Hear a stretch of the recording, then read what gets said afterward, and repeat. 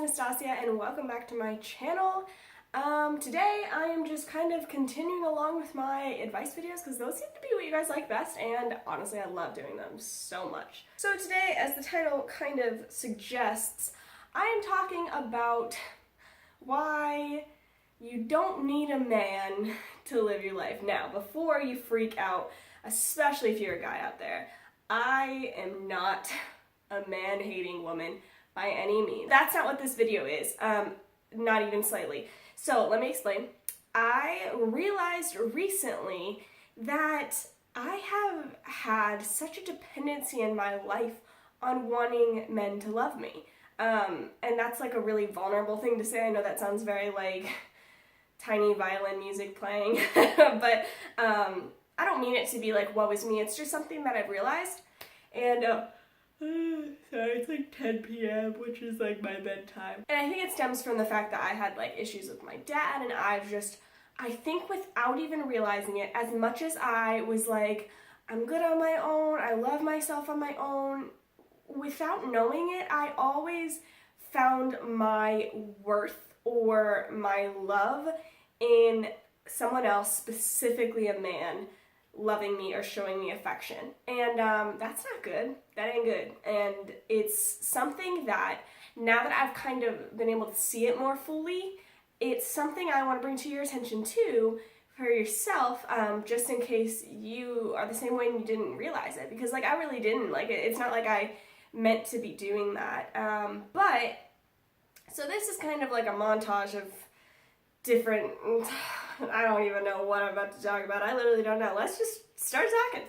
I'm not going to talk about those stereotypical things that so many other videos are ranting about, and how you don't need a man because they're the worst anyway. Be your own, like, be in a relationship with yourself and all the things. Okay, I'm not really going to go that far. I'm going to focus more on who you are in God's eyes, and also, like, yes, falling in love with yourself, but not to the point where you're like, I don't want anybody else in my life, because that builds up walls, and that builds up like 30-foot steel walls around your heart, and you become cold and callous and just not a Proverbs 31 woman. Let's just say that, at least in my opinion. So I want to talk about the story of Ruth really quick. If you don't know the story of Ruth in the Bible, basically, Ruth is a widow. She is a widow, and she is like living with her mother-in-law, who's also a widow. And so back in those times, if you weren't married and if you didn't have children, as a woman, you were kind of worthless. Now, let me clarify, not in the eyes of God, not in the eyes of God, not in the eyes of Jesus, in the eyes of that country, in the eyes of society. God never sees you as worthless if you don't have a husband or children by any means. But in that society, as a woman, because they didn't really like work, their contribution to society was to be a wife and a mother. Okay. But Ruth didn't have that anymore. And neither did her mother-in-law, Naomi. So Ruth had the option to leave her mother-in-law and go find a new husband, because that's what happened when you were widowed. Then you found a new husband to take care of you, or else you didn't have a life basically back then. And on top of that, Naomi didn't have a husband that could help take care of Ruth. But Ruth decided to stay with Naomi anyway. She wanted to stay with her mother-in-law because she loved her, and that's where the verse, where you go, I will go, where you stay, I will stay. People use it at their wedding a lot, which I think is kind of funny. Because it was actually between a daughter-in-law and her mother-in-law. But my point being, in the story actually, God ends up providing an incredible husband for Ruth. Boaz loves her, and he's like, not that this matters, but he's like rich, and he sees how gracious she is towards her mother-in-law and loves her and blah, blah, blah, and all the things. But the point I want to make is, Ruth knew, even in that society back then, where it was like almost impossible to survive without a man, like financially, that God was going to take care of her. God was going to do something. And he ended up taking care of her in one way by providing Boaz for her. But that's not the point of the story, I don't think. The point of the story is that Ruth trusted God so much that she decided, I don't need a man to trust God, and I don't need a man to love my mother-in-law and stay with her. And what if we lived our lives like that? In a culture today where we literally don't have to have a man like they really kind of did back then to survive. And you know, we can go start businesses. We can and this isn't to put men down at all. It's just that I am trying to kind of give a pep talk to girls right now. But you can buy a house, you can adopt children, you can, more than anything, you can chase after the Lord.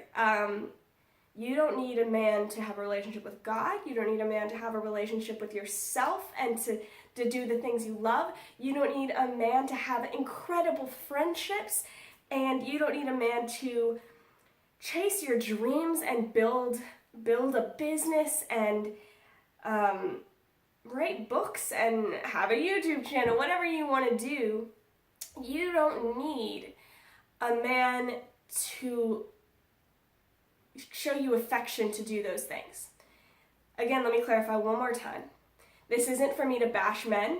It is actually the opposite. It is me saying I put so much weight on men in my past to love me, make me feel loved, when that's not, you know, that's you know, in a strong relationship, that is partly their job, but like that shouldn't be where I find my satisfaction. My satisfaction should be, one, from the Lord, that He loves me, and 2, from myself, that I love myself, and then 3, from like the man in my life, my friends, my family.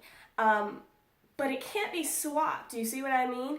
And so what I'm trying to say is, you don't need a man to do all those things, because you need to relieve some of that pressure off of them.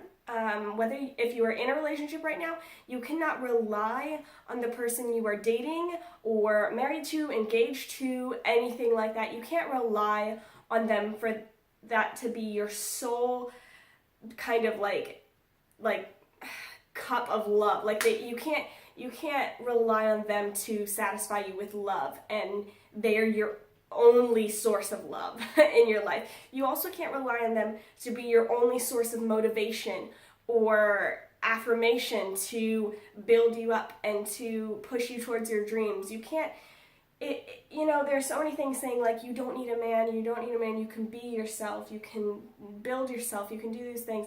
But then I feel like as women, a lot of times we say that, and then in the same breath we get mad at men for not doing like everything for us sometimes. I'm not saying all, not trying to start a debate. I know what I can do sometimes. I know what the mistakes I've made, so I'm speaking for myself. So my point being, if you are in a place right now of singleness, I feel you. I've been very much like most of my adult life in relationships, or in one relationship in specific, and I'm not in a relationship right now. I'm not dating anybody right now, and I'm adjusting. I'm gonna be honest. I'm adjusting because I don't know what it's like to be an adult woman chasing after my dreams and not having a guy there that I'm kind of counting on to build me up. But it's such a sweet blessing in disguise, because when you don't have that, you have to run to the ultimate source, which is God. You don't need to have a man, because you have a father. You have an amazing father. And in that same breath, I'm going to say you don't need a man, but you can also have one and do all those things too.